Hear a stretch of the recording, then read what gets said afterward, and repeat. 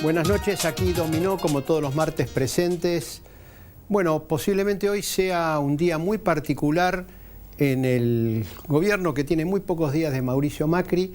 ¿Y por qué motivo? Porque, bueno, inició con ese gesto hacia los candidatos presidenciales, esa reunión con los gobernadores, mucha insistencia en que se abría una etapa de diálogo y de consenso con las demás fuerzas políticas, y en el día de hoy posiblemente sea este punto de inflexión porque escuchamos críticas del Frente Renovador, nada más ni nada menos que de Sergio Massa, críticas de Margarita Stolbizer del GEN, críticas inclusive de aliados de Mauricio Macri, gente del radicalismo, Julio Cobos, también constitucionalistas muy críticos de Cristina Fernández de Kirchner, hoy salieron con los tapones de punta justamente por esta decisión de Macri de nombrar por decreto a estos dos jueces de la Corte, sobre el cual no hay objeciones personales o profesionales hacia esos dos nombramientos, pero lógicamente sortear el Parlamento en una cuestión tan pero tan decisiva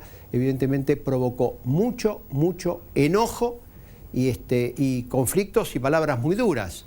Por ejemplo, Daniel Sopsay, constitucionalista muy crítico del kirchnerismo, llegó a decir: ni Cristina Kirchner se hubiera atrevido a llegar tan lejos como llegó Mauricio Macri en el día de ayer al confirmar el nombramiento por decreto de estos dos miembros de la Corte. Y también aparece, unido a todo esto, el hecho de que efectivamente no va a haber sesiones en el Congreso hasta el 1 de marzo, lo cual significa que durante todo este largo periodo, vamos a estar acostumbrados a medidas, todas por decreto, algo que fue muy, pero muy cuestionado en la época de Cristina, cada vez que ella sacaba un DNU, críticas de la oposición, y ahora que en el gobierno aparece por este largo periodo, por lo menos hasta el 1 de marzo, un gobierno por decreto y en temas tan pero tan decisivos como pueden llegar a ser temas de presupuestos, temas impositivos, el propio tema de la rebaja de las retenciones es un paquete de 20.000 millones de pesos, todos los empréstitos o créditos puentes que se puede llegar a contraer. No olvidemos que la Constitución plantea que todo lo que tiene que ver con la deuda es resorte del Congreso Nacional. Bueno, todo este tema se lo vamos a trasladar justamente a nuestro invitado de hoy, que es nada más ni nada menos que Rosendo Fraga. Gracias por estar aquí. No, gracias por invitarme. Rosendo. Bueno, esta es la introducción, es un día muy cargado desde el punto de vista político, también del económico, porque prácticamente el presidente Macri dijo, en horas puede haber novedades con el tema del dólar, es decir, pasar a un dólar más alto. Si eso va a implicar o no el levantamiento total o parcial del cepo, digamos, todavía está por verse. Usted me contesta en unos segundos, unos auspicios de un minuto, y toda la respuesta de Rosendo Fraga aquí en Dominó.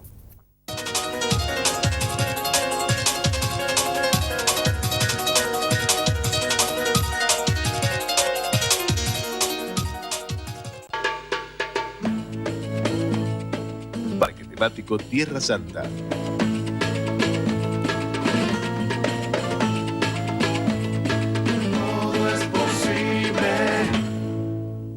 Comenzamos a construir una nueva universidad, ahora en el sur de La Matanza, para que todos, absolutamente todos, podamos seguir soñando. Estamos construyendo entre todos un futuro mejor. Fernando Espinosa, Intendencia La Matanza.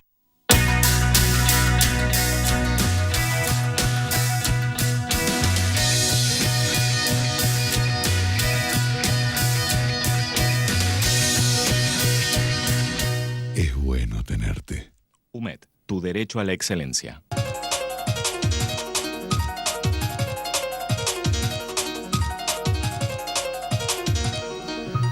Bueno, como adelantamos, estamos con Rosendo Fraga, le tiramos un paquetón de preguntas o de interrogante en un tema tan pero tan decisivo como es los primeros días del gobierno de Macri y esto de nombrar jueces por decreto, algo que si lo hubiera hecho Cristina, según Sapsay, Gil Lavedra, el propio Sergio Massa, dijeron, hubiéramos pegado el grito en el cielo como nunca y posiblemente muchos medios de comunicación que fueron benignos con, por lo menos en los títulos en relación a esta medida, si la hacía Cristina, quizá ardía Troya. ¿Es así? Yo creo que es así. yo creo que, ¿no es cierto?, para el antikirchnerismo es un dilema, ¿no es cierto?, porque los mismos argumentos que se plantearon, ¿no es cierto?, contra Cristina en su avance sobre las instituciones, bueno, pueden ser planteados con este decreto. Primero, yo diría, empecemos por la historia. Porque me dice, bueno, fenómeno, esto es legal. Se usó una sola vez. Presidente Mitre, en 1863, cuando inició la Suprema Corte. Pero miremos el contexto histórico. Mitre estaba saliendo de una guerra civil de baja intensidad. El Estado Nacional se había derrumbado. El Estado, es decir, había que, ahí, digamos, ese era un momento donde nombrar una corte al referendo de cómo se organizará el Congreso tenía razonabilidad por la urgencia. No sé si... Está claro, está claro. Es decir, yo analizo el 1863, marzo de 1863, cuando Mitre establece la Suprema Corte de la Nación. Bueno, había un contexto que justificaba, porque el país necesitaba tener una autoridad judicial hasta que se terminara de organizar institucionalmente. Y entonces, ¿no es cierto?, que después el Congreso la convalidó, ¿no es cierto?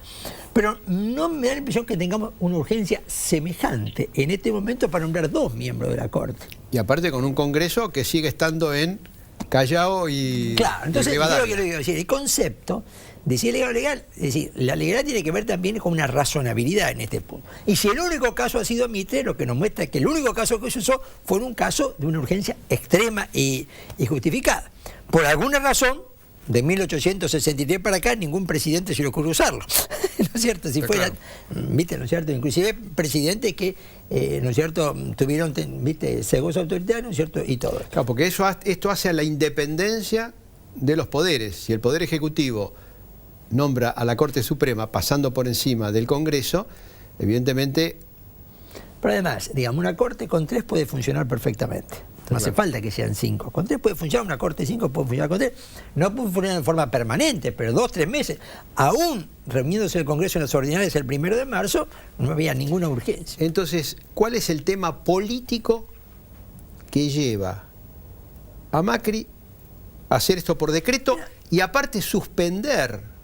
Porque él dijo que no va a llamar a extraordinarias y hay temas urgentes, nada más que ni nada menos que el presupuesto de la Nación. Porque bueno, mira, yo lo primero que analizaría es lo que está pasando en La Plata. En La Plata. En La Plata, la gobernadora Vidal, sí, del mismo partido que el presidente, además gobernador más importante, se sentó con Massa hace 10 días y llegaron a un acuerdo, sumaron las 2 bancadas y quedaron con mayoría en las 2 cámaras legislativas. Vidal gobierna con un presidente de la Cámara de Diputados que es peronista renovador, Sarguino, un hombre bastante experimentado, ha sido funcionario, legislador, secretario de Hacienda. Y el vicepresidente y el presidente del Senado es un radical, Salvador, que es su vicegobernador. Vos fíjate que ya armó, ¿no es cierto?, una coalición parlamentaria, ¿no es cierto? Por supuesto, la coalición parlamentaria implica que tenés un radical presidente del Senado, un peronista renovador de la Cámara de Diputados, y hoy manda el presupuesto a la legislatura. Con un endeudamiento, un incremento del endeudamiento para financiar el gasto. Pero yo te digo decir que, ahí vos ves, se armó la coalición parlamentaria y en consecuencia se manda el presupuesto, no hay que recurrir a un decreto, ¿no es cierto?, de necesidad de urgencia. Entonces, ¿por qué Macri...? Y te agrego, y además, en el ámbito bonaerense es donde es el primer ámbito donde se ha dividido formalmente el peronismo. El bloque senador del Frente para la Victoria se partió en 2. 9 bloque kirchnerista, 9 bloque peronista. O sea que además de armar esta coalición parlamentaria que le da gobernabilidad a Vidal y le permite mandar el presupuesto también, en cuanto se arma un esquema así, se dividió el peronismo, lo cual también facilita la gobernabilidad. Yo diría que en la provincia de Buenos Aires hemos tenido casi, es decir, Vidal parece la mejor discípula del discurso de Macri, de aquel discurso, el arte del, ¿no es cierto?, el arte del acuerdo. Renovar o recrear las instituciones republicanas. Convoca a los gobernadores, los candidatos. Fíjate que ahora, después de lograr el acuerdo parlamentario, convoca a los 137 intendentes. Yo marco esto porque pasa desapercibido, pero muestra que no es inexorable el gobierno aún cuando Cambiemos, vos fijate, ella entra donde tiene 46 senadores provinciales y Cambiemos 15.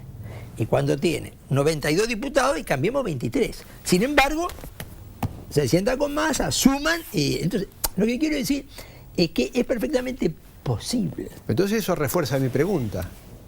¿Por qué Macri actúa de la manera que actúa? Yo te voy a decir que no lo termino de entender en este sentido. Hoy Sanz que salió a respaldar Sí. a Macri, dijo lo siguiente: Macri no podía tolerar mandar esto al Congreso y que el Congreso no se lo avalara o sea que votara en contra. No podía tener una derrota política de esa magnitud y entonces prefirió el decreto. Pero, ¿por qué iba a haber una derrota política de esa magnitud? Si vos te sentás a conversar, te sentás a acordar, vendrá, un miembro estará más cerca de la oposición, un miembro estará más cerca del oficialismo, te sentarás con los gobernadores. Vos fíjate que las conversaciones que se estaban realizando en el Congreso, ya Cambiemos había pedido que el presidente de la Comisión de Acuerdos del Frente para la Victoria siguiera, que es el senador Urtubey.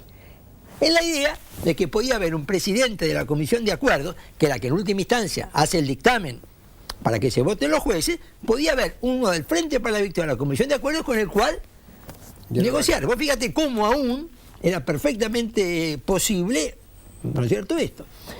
Lo cual yo no creo que fuera el único camino para alcanzar el objetivo de renovar la Corte. Es más, vos fíjate.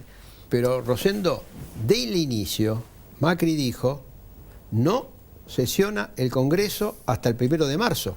Cuando hizo el anuncio de ganancias, a pesar de que el ejercicio fiscal arranca en enero, dijo: lo mando el 1 de marzo, el proyecto para cambiar ganancias, retroactivo a enero.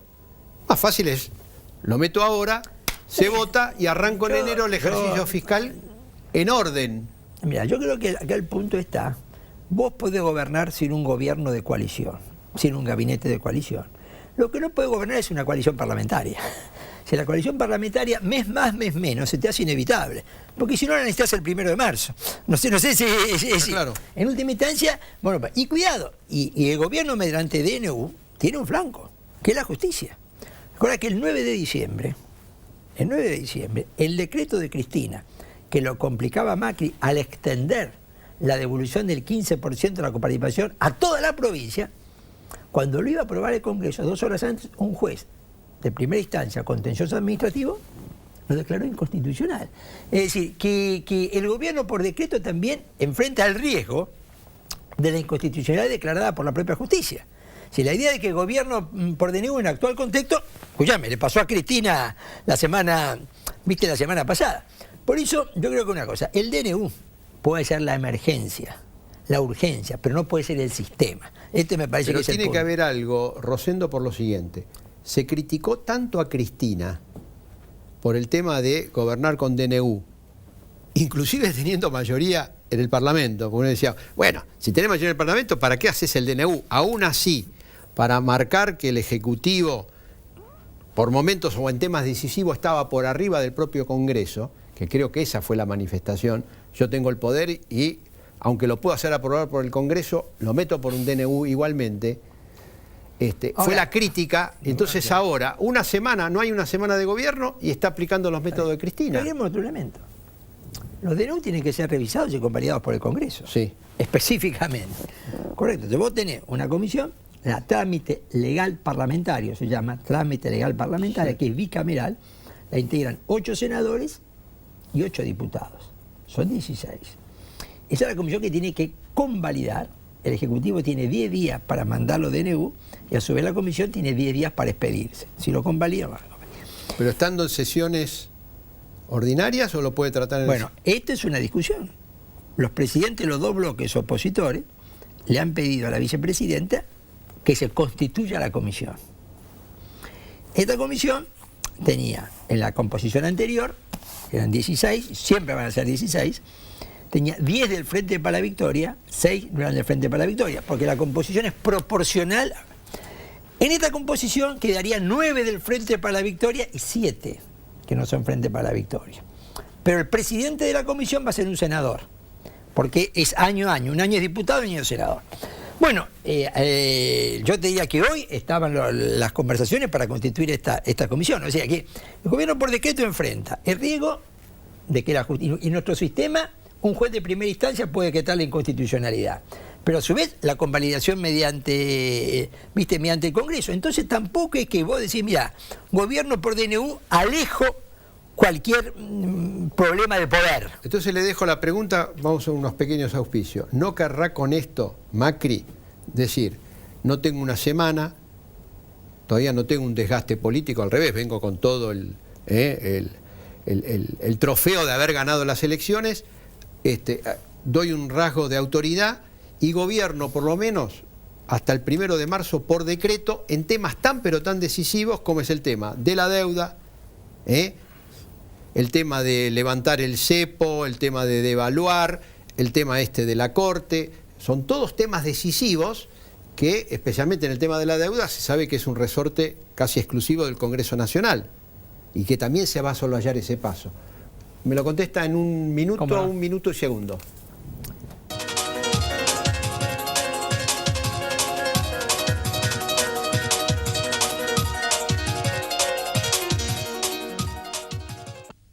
Si busca una ART eficiente y solvente. Si busca una aseguradora que responda siempre. Interacción. Grupo Asegurador.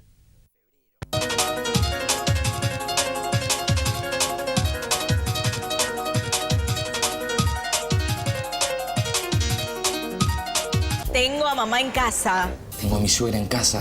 Te ayuda en todo. Y se mete en todo. Locura tiene por la nena. Locura tiene, ¿eh? Para mí es locura. Ahora la enganchamos en un viaje para que nos dé una mano con la nena. Ahora se enganchó en un viaje con la excusa de darnos una mano con la nena. Por suerte canjeamos puntos quiero y nos ahorramos bastante. Por suerte canjeamos puntos quiero y nos ahorramos bastante. El hotel, los pasajes, el alquiler del auto y además lo hicimos en cuotas.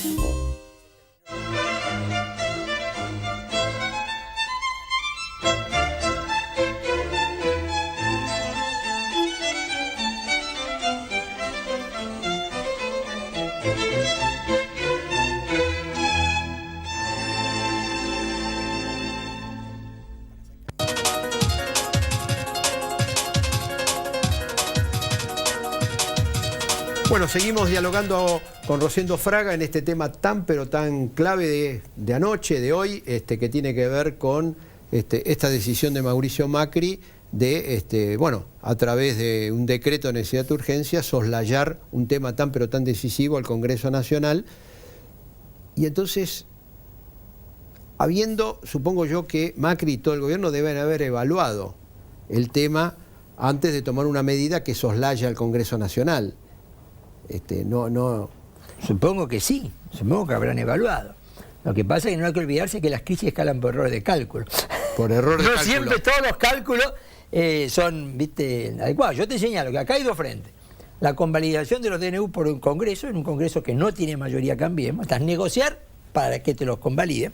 Y la justicia, que viene de declarar inconstitucionales DNU de la presidenta Cristina Kirchner, importantes, hace pocos días.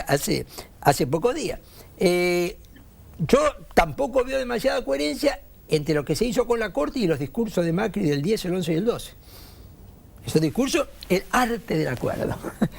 Sí, pero también cuidado, porque a mí me llamó la atención. Por un lado, el discurso, reunirse con todos los gobernadores, Alicia Kirchner inclusive, está claro, etcétera. Pero después, por otro lado, cuando vi que no iba a convocar al Congreso hasta el 1 de marzo, dije, acá hay una contradicción.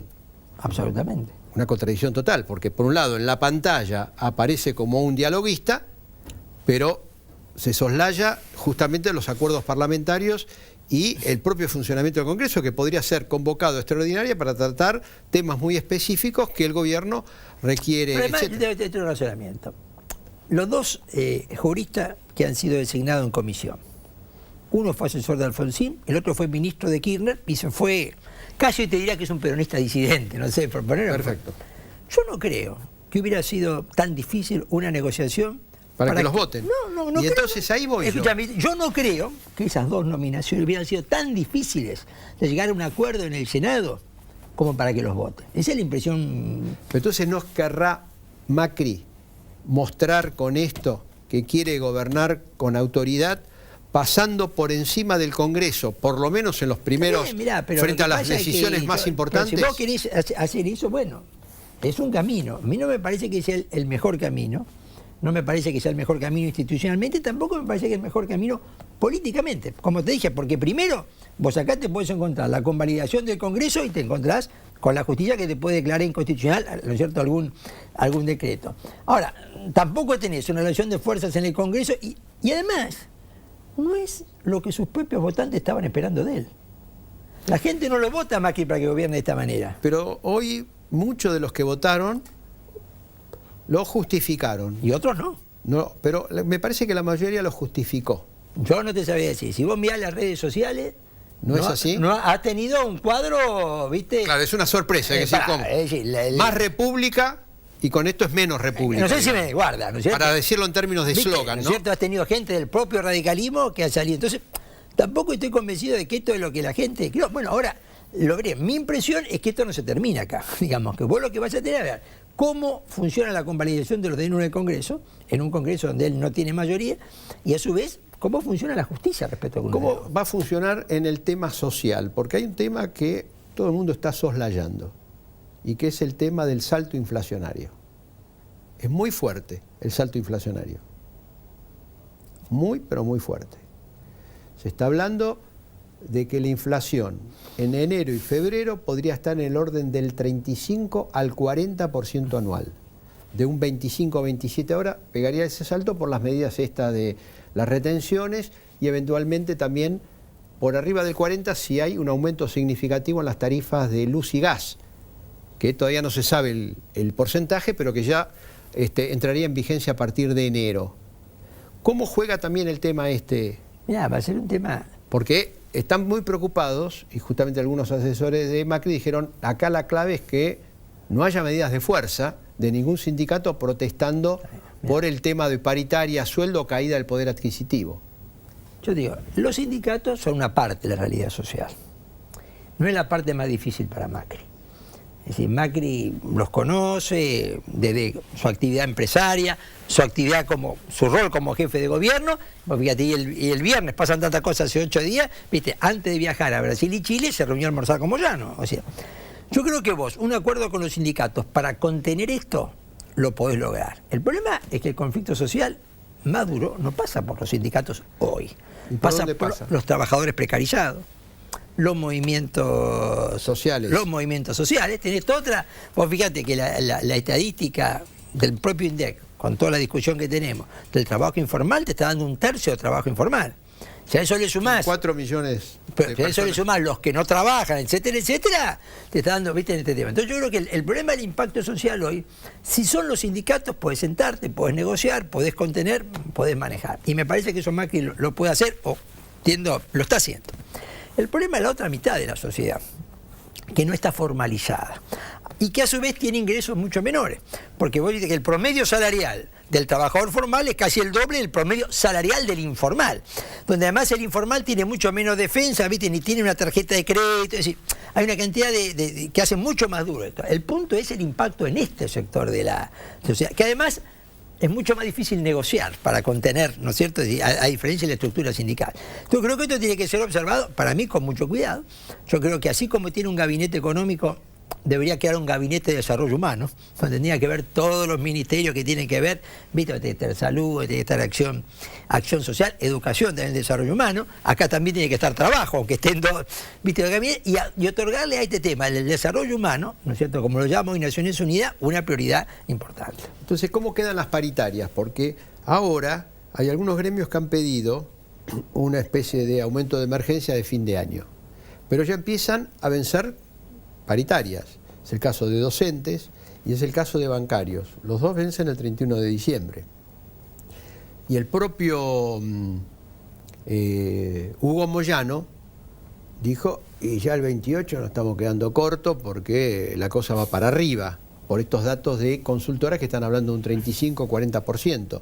Entonces, ¿cómo se presenta la negociación colectiva? Bueno, mira, la negociación colectiva yo creo que acá tenemos que ver dos cosas. En primer lugar, hacia fin de año está muy claro que los sindicatos piden un bono, ya lo están pidiendo. Depende del nivel salarial, sea 3.000, 5.000, 6.000. Y yo creo que en general lo van a conseguir. Lo van a conseguir. Me parece que lo van a conseguir. Eso, ahora, después apareció otra idea en el campo sindical, que es la paritaria semestral. O sea, firmar solo por 6 meses, claro, o firmar el año con reapertura a los 6 meses. Eso, pero era un esquema, ¿viste?, donde no se cierre el año completo. Lo que vos estás diciendo, ¿viste? Frente a la posibilidad de un aumento inflacionario mayor que el que hemos tenido en los últimos años, entonces tener, ¿viste? Un mecanismo de actualización por lo menos en la mitad, ¿no es cierto?, en la mitad del año. Me parece que el sindicalismo se va a mover, ¿viste?, en esa dirección. Pero te insisto, para mí el gran problema... Porque, ojo, Rosendo, el gobierno va a aumentar la tasa de interés para los depositantes, que hoy está a 180 días, al 29, se habla que se va a ir al 30 y pico.